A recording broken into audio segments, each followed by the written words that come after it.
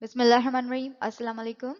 Grade 2. In your previous science class, I have started a new chapter, materials. Now I am continuing your remaining part of this chapter.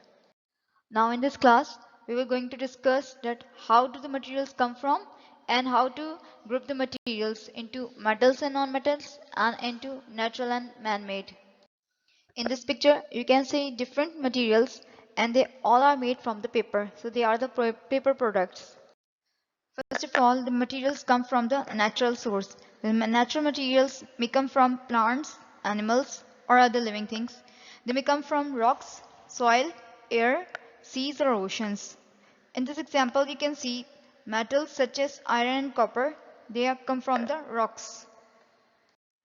The second example of the natural material is the paper, which is made from the wood, because wood is not made by the man and it comes from the plants. Rubber is another example of the natural material which comes from the latex, and latex is a sap from the rubber trees. You can see in this picture. Some types of fabrics come from the animals like wool. Wool comes from the animal fur. Now the silk. Silk comes from the cocoon of the silkworms. Other types of fabrics comes from plants like the example cotton. Cotton comes from the cotton plants. Another source of materials come from artificial source, also known as man-made materials like polyester and nylon.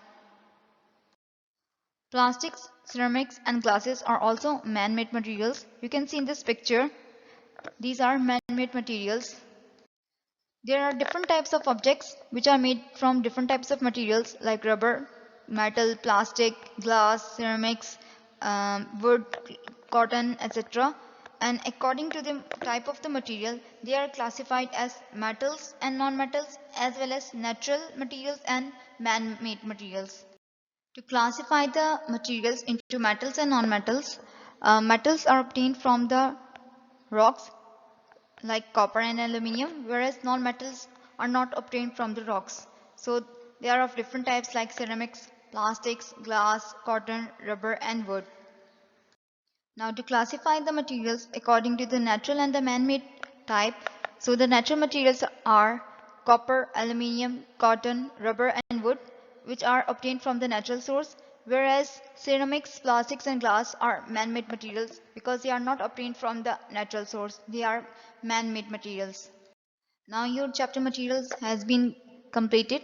Move to questions and answers, and you have to copy these questions in your notebook and answer these questions by your own.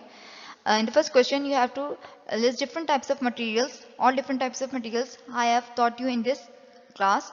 And in the second question, you have to list some different types of metals. In this class, you have learned about copper and aluminium. Beside these metals, you have also known about different metals like gold, silver, iron, etc. You can mention these names. And in the third question, you have to classify the following materials written in the bold into metals and non-metals.